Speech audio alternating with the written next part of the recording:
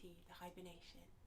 This is video 6 of 6, and it's the video for between the new moons in February and March, taking us up almost to Ostara, or the spring equinox. So I tried to wear some lighter clothes today, but I'm filming on what is maybe one of the coldest days of the year so far here in the UK. It's trying to snow, so I've got all the knitwear on again. But I wanted to try and embody a bit of the shift that's happening this month, both because we're getting closer to the equinox and because of the creature that we're working with this month. And I'm feeling quite emotional about it being the final month of our journey. I can't believe this is month 6.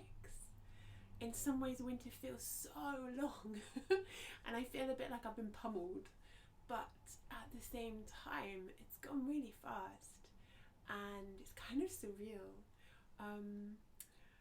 I wanted to talk a little bit about the Wheel of the Year, and I love that it's a wheel because it also encapsulates something that very much happens with our weather here, and that is that it's not linear. Our transition out of winter and into spring, I like the idea that the wheel maybe goes that way a little bit and then it turns back a bit, because it could snow here up until, I mean, even in April there's been snow sometimes, and there's that kind of stop-start feeling of it gets warmer and then the temperature drops and it gets warmer, but the overall trend is towards the light and the warmth. And I guess it's like any transition or healing journey or transformation, it's not linear, and that's okay. So I'm going to start by inviting you to do a bit of reflecting. If you were with us for last month, it's time to spend a little bit of time thinking about Dormouse and anything you'd like to say thank you to them for, how you're feeling. There's a page for both of those things in the ebook. This is a really nice moment to just check in. How are you? Because yeah, we are coming out of the darkness. The days are getting noticeably longer. The temperatures may be shifting, maybe not, you know, depending on where you are. How are you doing? Are you feeling like me? Are you feeling a bit depleted but optimistic because things are changing? Are you really not feeling the springish vibes at all? We celebrated Imbolc a little while ago. Did that quickening feeling leave you with anything new that's taking root or seeding? So yeah, this is a great place to just hit pause and go and do a bit of reflecting. I'm also going to show you where I'm like fully provisioned today. I've got my tea cozy for my teapot, which is here. I've got some Enchanted Narnia tea, which is like my favourite at the moment from Bird and Blend. And I'm going to, and I've also got my badger mug to remember one of the creatures we've been working with. So I'm going to have a cup of tea whilst you hit pause and go and do a little bit of reflecting, checking in, just noticing. Sorry, that's probably quite loud, isn't it? Checking in, noticing where you're at, how you're feeling, and giving some gratitude to Dormouse.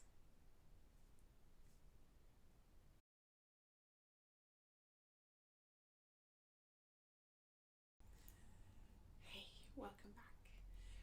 So this month we are entering another world in all of the ways.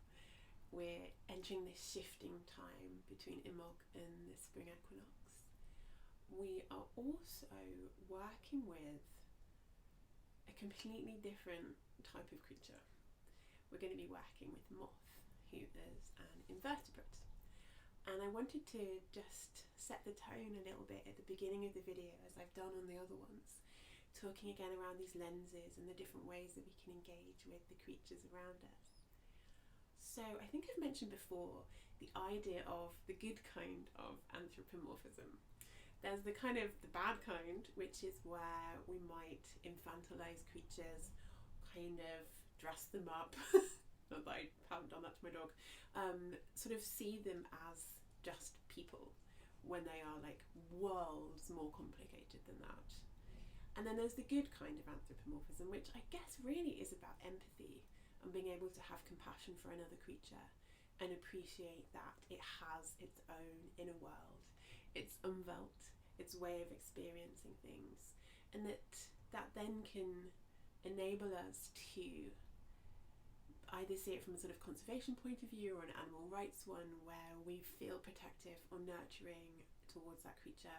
We want it to survive, and whether that's on a species level, which is the conservation way of thinking about things, or at the individual level, which is the more animal rights framework, we can see the value in the creatures that we share the world with. And as a general rule of thumb, that's easier with mammals than it is with invertebrates, amphibians, fish, reptiles. There's a whole load of theories on that, and I've looked at some of them, and no one's really sure exactly why, but we do find it easier in general to relate to animals that are most like us. So eyes in a similar position, a recognizable face, creatures that we can relate to. And it becomes harder when the animals become more alien in terms of how much they are like us, how other they are, and how much of a threat they are, or how much of a problem. Obviously some invertebrates and reptiles, particularly in some fish like sharks, can be dangerous. So there's reasons and evolutionary reasons that we might be afraid of them. There's also a whole ton of cultural stuff, isn't there? I'm just thinking about spiders. I know I've learnt to be afraid of spiders. I live in England, there is no need to be afraid of spiders. They're all pretty small. But my dad's really afraid of them. And so it's kind of come from there, as well as all the stuff around spiders being scary, which I'm working on and I'm getting there. So we all have our own, I guess there's all these lenses and frames, isn't there? And then there's our own personal, very unique experiences and views and opinions. And it's kind of deeper than an opinion. It's not just an opinion that I'm scared of spiders. It's a deeper thing than that. It's an emotional reaction to a creature. So the invitation this month is to step beyond the familiar world of mammals into this kind of alien other world of invertebrates. And the moth that we're going to be working with is a great example of that. And we know some really interesting things about how they see and stuff like that enables us to start to imagine their Umwelt. And for me, this is a really magical area. I love a good mystery. And when I used to work in nature conservation, it was the gaps, the things that people couldn't explain, that always got me feeling the most excited. And even if someone can explain something really logically and scientifically, then it's still weird. I'm just thinking about the metamorphosis that we're going to talk about in moths and in dragonflies and other creatures. People can scientifically understand that, but it's still weird. And it's still got this magic for me about it, because it's so alien to my experience. It's so beautiful and strange. And yeah, so that's what magic is for me in a way. And when I talk about magic in the natural world, it's these little patches of mystery, these things that even when we explain them don't make sense. And so it's a real invitation this month to step into that magical world of other beings, otherworldliness, weirdness, strangeness, and embrace that for a bit. We're working with a creature who is such a symbol of transformation and renewal. So yeah, the invitation is to just dive into that, and let's leave behind some of the more familiar things and go on an adventure. So we're going to start our journey with some moth facts, and then moving on to the more metaphysical, metaphorical side of Moth, this magical alien creature that we're going to be journeying with this month.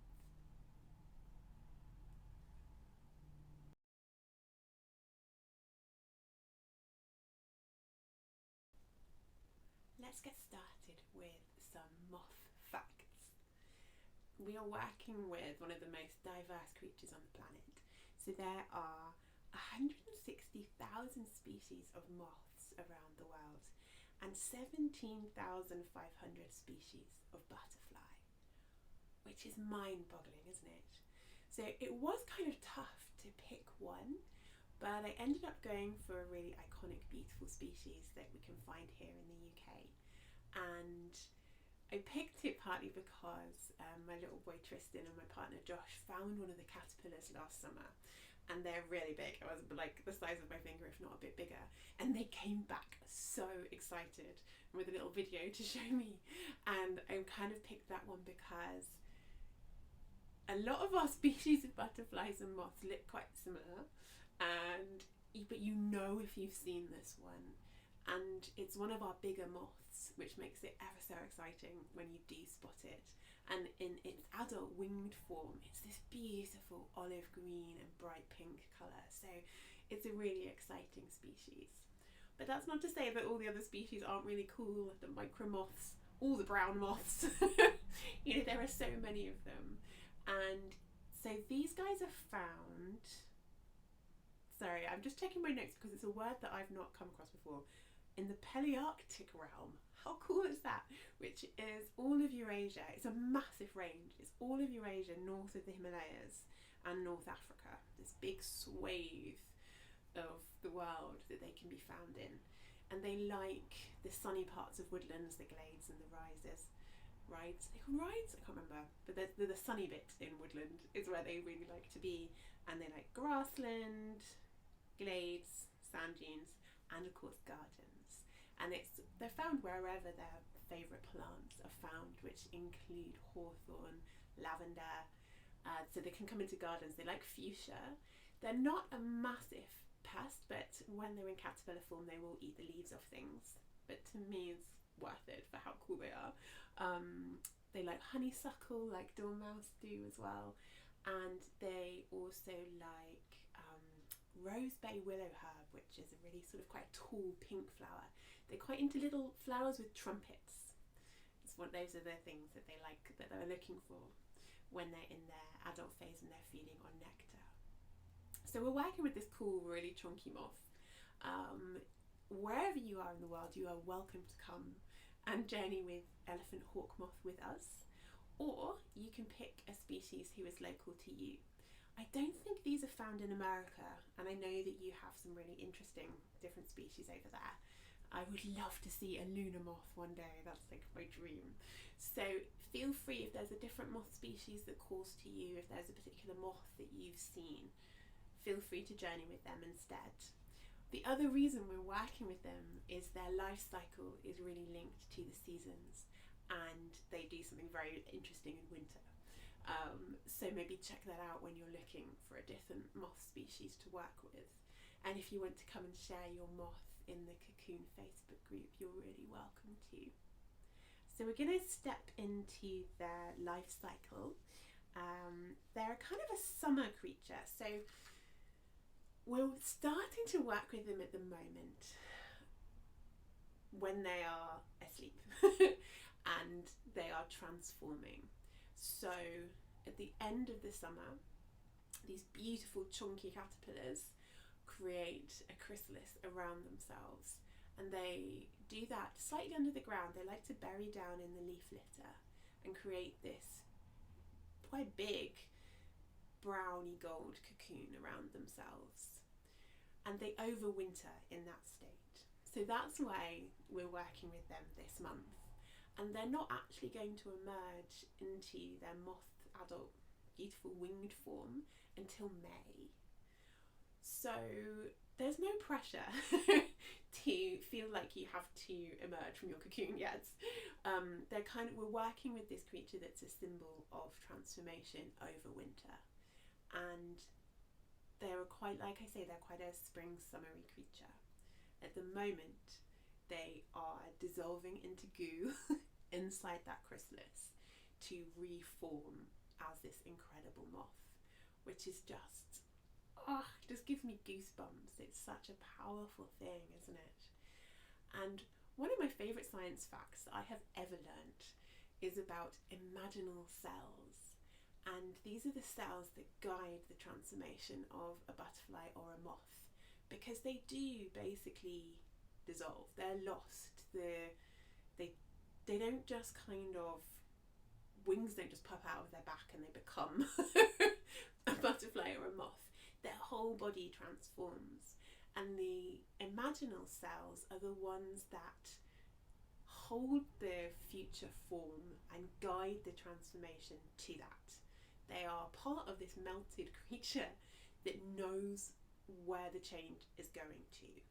And I just think, wow, that is just the coolest thing. So that's what's happening to the elephant hawk moths right now. This beautiful process of transformation guided by these imaginal cells. And then in May time, around then, depending on the weather as it gets warmer, they will break their way out of their chrysalis and they'll spend a bit of time. Their wings are very sort of crumpled and folded when they first come out, and if you see some of the videos of them just hatched out, they have to sort of tremble their wings and like pump them up a bit until they get strong enough to fly. And then when they are flying, they've got basically a summer as an adult moth where they will come out at night. They're a beautiful nocturnal species and they're looking for those scented beautiful flowers to feed on the nectar of. So I just love that image of a beautiful spring summer evening when you can smell the honeysuckle and lavender on the air, and these huge moths will be fluttering around looking for beautiful food from these gorgeous flowers. They are one of the creatures that we first found to have some really amazing night vision. They can see colours at night far better than we can. They don't really notice bright and darkness. The way their incredibly strange insect eyes work are really different to ours. Their light receptors and stuff are completely different. So they can pick up colour in the dark, which is the other way that helps them to navigate and find the flowers that they're looking for. And they also lay eggs. So sometime during the summer they will mate, and the females will lay individual green eggs kind of scattered over separately. Sometimes butterflies and sometimes butterflies and moths lay clusters of eggs, don't they? But these are more like little individual green eggs, maybe because they're going to be so big and they're going to eat a lot. And they'll hatch out into quite small green caterpillars that grow pretty fast. It takes about 30 days for them to grow from their small size to this big chunky caterpillar size. And they'll change colour as they shed their skin over that time, going to be a really beautiful kind of barky camouflaged colour. But they start off quite bright green, I guess showing the transition of habitat. So they're starting off on leaves, so they're green to be camouflaged, and then as they start to head off into the ground and they're going to form their chrysalis, they're becoming more browny. And they've got quite a cool defence mechanism. They're not a poisonous or venomous creature, they're harmless, but they've got eye patterns on them when they're a caterpillar, and they are obviously quite bright colours when they're an adult. But those are not a sign that they're going to bite you or bite a predator or anyone's trying to attack them, or that they're going to be poisonous. Those are just I think they're just display things and to warn off predators. So these eye markings are quite interesting because the caterpillars, when they feel threatened, stand up a bit and sort of puff. They retract their head area so it puffs in a bit, and it looks more like those eye markings have become the eyes of something more dangerous, like a snake perhaps, to give them a chance to get away from predators. So they've got this interesting kind of mimicry thing going on where they pretend to be more dangerous than they actually are. And then the cycle goes round again as it comes to the end of summer and autumn. Those big caterpillars will be looking for somewhere to hibernate and cast their chrysalis and become a moth again the next spring and summer. So they're really tied to the seasons in that really beautiful way, and they are a creature that just goes through so many transformations from the egg to the caterpillar shedding their skin and then becoming the adult moth. They're just fascinating to me and I hope that you're starting to feel as excited about them as I am. So I haven't got lots of video again to share within this film with you of these gorgeous creatures, but there is a YouTube playlist that I've made with some really cool videos, and you can see that wing shivering thing that they do once they've hatched out of their chrysalis. So this is a great point to pause, go and soak in some of the vibes from this amazing creature in these little videos, and then pop back and we'll come and talk about the more metaphysical, metaphorical side of the elephant hawk moth.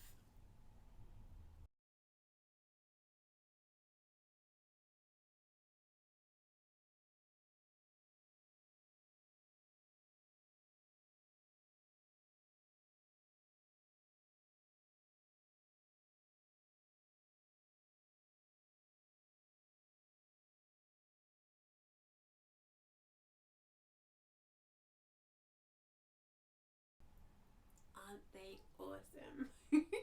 I hope you enjoyed watching the videos and just getting excited about this really cool creature that we're going to be working with as we step into learning a bit more about the kind of essential nature of the elephant hawk moth and what we can learn from them as we move into our final month of the hibernation and slowly but steadily head towards spring.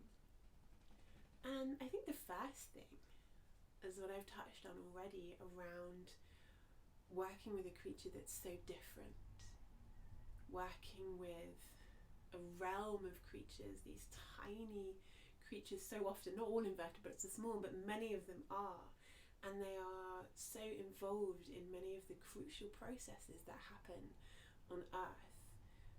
Elephant hawk moths are really important pollinators in their habitats, like bees and wasps and all sorts of other flying insects and flying pollinators. And that, we know, is a really crucial role that humans couldn't survive without our pollinator friends. So I feel like maybe the first thing is something around how we relate to beings who are different to us. It could be other people, it could be other animals, it could even be rocks or coral or trees. The world is so full of beings who are different to us. I mean, basically every other being is different to us, isn't it? Even if we're the same species, we're so different. And yeah, so I guess that's the first lesson from this creature. The first invitation from elephant hawk moth is to step out of your comfort zone, to move into finding empathy for other beings. And I'm sure that you're doing this course because you have loads of empathy anyway. It's just an invitation to go a bit deeper. If you're already like really excited about invertebrates, what other creatures do you feel have you written off maybe, or you're not that interested in? What about the life of a stone or a crystal? How could you tune into those essential beings in a new way? That's the first challenge from elephant hawk moth this month.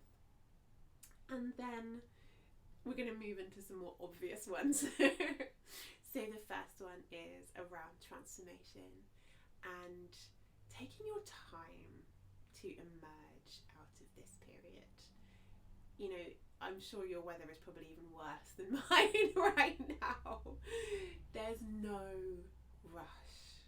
The whole nature of this program is to take away the pressure around time and to allow yourself to move both with the seasons and with your own timescales. You can't rush transformation. The moth can't even come out of its chrysalis until it's ready. It's goo. There's nothing to, like, there are no legs to come out. So although we're talking about the end of winter and the beginning of spring right now, if you're not feeling that, that's okay. If you're not feeling ready, that's good because it's not time yet. It's the beginning, but we're not there yet. And for me, it's not really until the spring equinox or Stara time in the middle of March, towards the end of March, that I start to feel that I really wake up. So take your time. As the, that's the message from so many creatures, isn't it? That we've been working with. It's like rest. Allow yourself to take the time that you need whilst working around whatever commitments and things that you have. How can you find your own pace around those things and give yourself the time that you need? The next essential lesson or story from Elephant Hawk Moth is in relation to those imaginal cells. I'm kind of a bit lost for words when I talk about them because it's so magical to me, and it really feels like something that the world needs. We're going through always times of deep change, personally, as a society, as communities, and change is cool. Like, I love change and transformation. Just this idea that there's a vision that you're working towards, that there's a goal or a purpose, that there's someone to carry that forwards as we dissolve. Because it's pretty chaotic for the moth, right? It's, they get lost, but that part of them knows where they're going. And so within ourselves, I think that's really powerful. And then I also feel like we have the potential to be the imaginal cells that our cultures need from us to carry the inspirational visions for change. Even if we don't know how, even if we don't exactly know what it is that we're aiming for. I'm just thinking about things like social justice and environmental causes. Sometimes we can get lost, I think, because we don't know the how. We just kind of want it to be better. And I guess it's remembering that that's enough. You'll find the way there if you just keep holding this vision that it could be different, it could be better, and not giving up. Even as things get a bit chaotic and weird, just keep holding on to where you're heading to and what the goal is. Then you'll be alright. So that feels like a really potent message for me from Moth, is this thing around, I get goosebumps even as I think about it, this thing around being an imaginal cell in the world for yourself and for the collective. So awesome. Thank you, Moth, already for that one. And yeah, the other thing I wanted to touch on, I've mentioned it already. In the kind of relatively short life of an elephant hawk moth, they are not in one state for very long. So you've got an egg that hatches into a caterpillar that will multiply its size by many times and shed its skin. Then you've got this incredible transformational process. And then also you've got death, and maybe being eaten by something or going back into the soil. They really embody what Dr. Clarissa Pinkola Estes, who I mentioned in the Bear Month, who wrote Women Who Run with the Wolves, she talks about the life, death, life cycle. Because I think often in secular times we get very bogged down in it being life and death, and then that's the end and it's over. But what Dr. E invites us to do is remember it's a cycle, and I feel like Moth really reminds us of that, and they embody the constant changes. It's not just moth, butterfly. Sorry, it's not just caterpillar, moth, or caterpillar, butterfly. It's not just two states, it's multiple states and changes. And I guess maybe I really like that because I have reinvented myself quite a few times. I've burnt everything down and moved and changed career and done all this stuff. So I guess maybe it's kind of reassuring to me to find other creatures that don't stay the same for long. And it's also an invitation if I feel restless or if you're feeling like something needs to change. It's okay. You can change it. You don't have to stay the same. You won't stay the same throughout your whole life. You won't stay the same if you're me, even throughout your whole month. And maybe that's a bigger part of this, the message of this whole program. And I think we've talked about it before, is there's an expectation that will be the same, isn't there? All through winter, you'll just keep the same level of productivity as you managed in the summer, even though you feel like crap maybe, and there's so much less light and it's colder and all that stuff. It's allowing ourselves to experience the multiple shifts and changes, even in a day, that we can experience. Embracing and working with change and transformation, which can be scary as well as beautiful. And then maybe a level of acceptance around that too, that kind of this too shall pass vibe that this creature is really living living every day.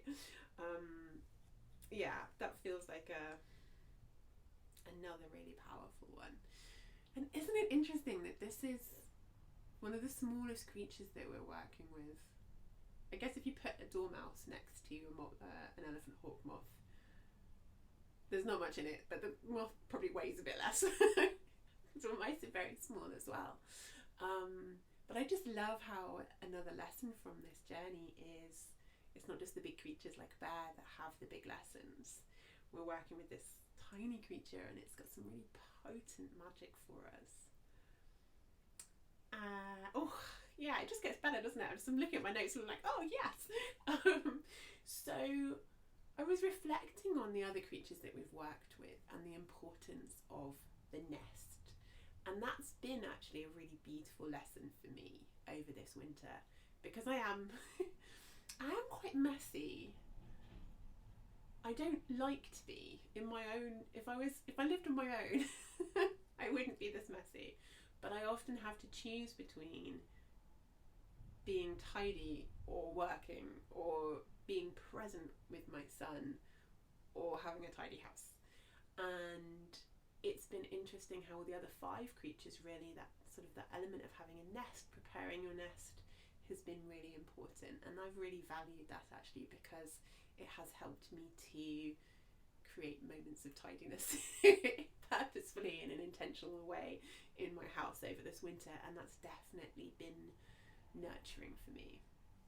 But then we move to this creature who doesn't build a nest in the sense of creating something out of their habitat.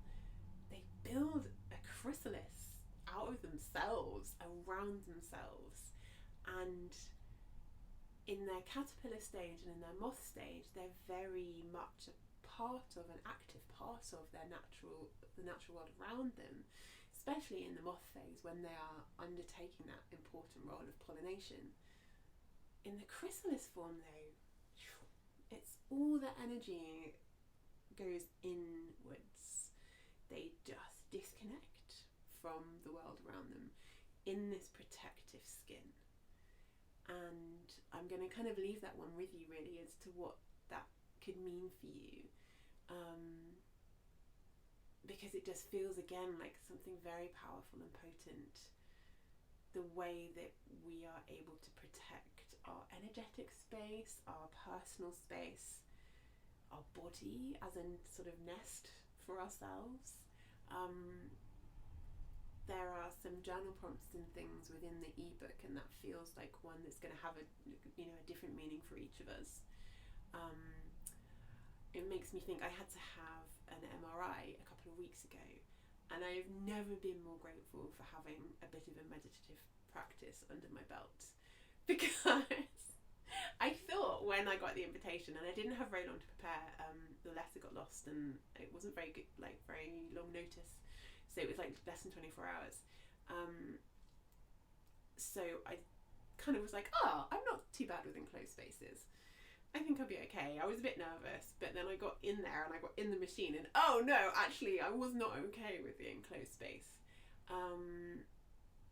and being able to suck my energy kind of inside my body, to close my eyes, to go into that space of meditation was so valuable.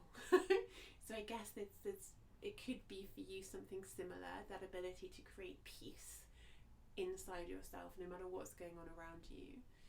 Or it could be something else, but it feels like an interesting invitation this month that's a bit different to the nesting vibes of the other hibernating creatures. Something more self-contained and disconnected. It's interesting. The other thing that I love, and I think you could tell when I was talking about it before, is this idea of pretending to be a threat, kind of puffing yourself up to look bigger, having bright colours that maybe make other creatures think that you're going to taste bad. I love that. I guess because I'm naturally quite a gentle person, and when we've talked about hedgehog before and the idea of boundaries, pretending to be bigger or scarier than you are so you can buy yourself some peace it just really appeals to me. And that idea that it doesn't have to be for very long, that you can just put on a bit of a show and then the predators will back off and then you can just carry on being your normal nice little self. It just feels quite magical to me, that idea of mimicry and pretense and being a badass briefly so you can just carry on being nice again is really interesting. So maybe there's something in that one there for you as well. And then, is this my last one? Or have I got a couple more? Oh yeah, no, this is my last one. So yeah, my last little gem that came through from Moth was around this vision thing. It links to, so I was just thinking, I'm repeating myself, but I don't think I am. It links to what I was saying at the beginning around the invitation to see things differently. Because moths see so differently to us. And imagine seeing the nighttime world in colour. Just so excites me. The idea that there are creatures with eyes that work so differently to ours. And they are flying around under starlight, being drawn to different scents and being able to see colours in a completely different way. And the invitation there seems to me to be around, where are we seeing things in black and white when there's maybe more shades that we could be aware of? And where are we being limited by our particular way of relating to the world and our particular umwelt, both in a kind of metaphorical way and a physical way, to just see in a different way. I guess that's the invitation. How could you be seeing things around you differently? Because again, it feels deeply related to transformation. I love transformation, and being able to see the world around you differently is like the simplest way of transforming, isn't it? Nothing changes. You don't physically even have to change anything. You just change your mindset or your view and everything looks different. And yeah, that feels like a really beautiful last little piece of magic that Moth has communicated to me. Of course, as ever with these things, Moth might speak to you in a really different way. So we're going to pause the video again here for the guided meditation, and for Moth and you to connect and see, maybe it'll be something related to what we've talked about, or maybe it'll be something completely different. What wisdom, a little message has Moth got just for you?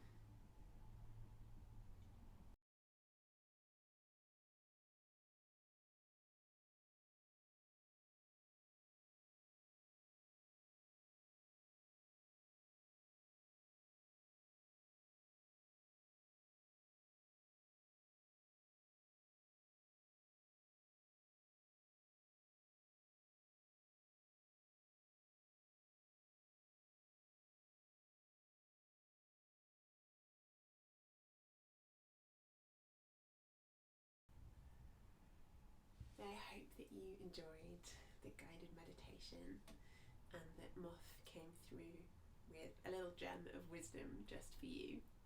With all these meditations, you can come back to them at any time when you feel that you need a bit of medicine or a bit of wisdom from that particular creature. Feel free to just pop back and listen to the meditations again. Similarly, through this month, if you're finding Moth a bit elusive, you can always come back and listen again. And then, as ever, the invitation is sometime over the next few days to create a moment of ritual for yourself, to set some intentions for this final month of the hibernation. And for me, it feels like an opportunity to really amp up the juice. It's the last month. We're working with this incredible icon of transformation. What do you really want to shift? What do you want to, as you wriggle out of your cocoon, what do you want to leave behind you? Where could you be a little more or a little less Moth? Where could you really deepen your practice for this final month and just see how it goes? As always, I say, try and do it before the full moon, but this is very much a place of no pressure, so whenever you manage is fine. And it's just about creating that little moment of ritual. And maybe you burn your intentions, maybe you rip them up, maybe you stick them on the fridge. You can also use the Moonifest app that we've talked about to just keep track of where the moon is and what's going on. And just really make the most of it this month and enjoy it. And there's a sort of second, deeper invitation as well, because, unicorn, because this is our final month. Perhaps on the new moon in March, or at the same time as you set your intentions for this moon, whatever feels right for you, there's also the opportunity to set some intentions for spring. It's coming. It might not feel like it right now. I may not be the best voice for spring is coming with my full winter gear on, but it is in the air and in the soil. The quickening is happening. And so there can be this really lovely opportunity as well to work with that warmer, lighter energy that's coming in. Where would you like to be as you move through the portal of Ostara and into spring and beyond? How do you want to feel? What are you calling in? We've been in this incredible hibernation burrow in the astral plane. As you leave that and step forwards, what do you want to be stepping into? What little seeds or ideas or projects do you need to be making plans for? What personal goals or dreams or wishes are you calling in? And what are you leaving behind? Because that feels really important too. And I just want to thank you so much for being on this amazing journey with me. It's been a tough winter, but this process has deeply helped me survive, and I am so grateful that you have been here with me. I hope that it's helped you too. I guess that's another part of the looking forward thing, is what elements of the practices and things that we've been doing here, which have you really enjoyed and which would you like to take forwards? And I wanted to also, I mentioned this in the ebook as well, but take a minute to thank all of our animal guides. There are some pages in the back of the ebook where you can kind of just revisit each of the 6 and just maybe write a little note of gratitude or remember a lesson that they've taught you as you move through the rest of the year. And the invitation as well is for you to find a way to give something back to nature as a gratitude practice for this amazing journey. For the moon, they're helping us. I feel like she's been like a constant guide with her waxing and waning through the months, and to all the creatures and the plants and everything that we've mentioned. So yeah, there's a little list of ideas in the back of the ebook that include leaving an offering, or donating some time or money to a conservation cause, getting involved in citizen science. There are so many ways to kind of complete that circle of, we've drawn so much nourishment from nature. How can we be thinking about giving something back as well? And then kind of keeping that balance. And I just want to invite you to remember that you are a part of nature. You're a mammal too.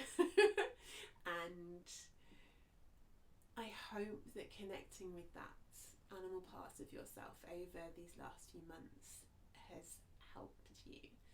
And I invite you to find ways of remembering as you move through the rest of the seasons, and to really take some time to tune in to each season and what it does for you, what lives for you in those times.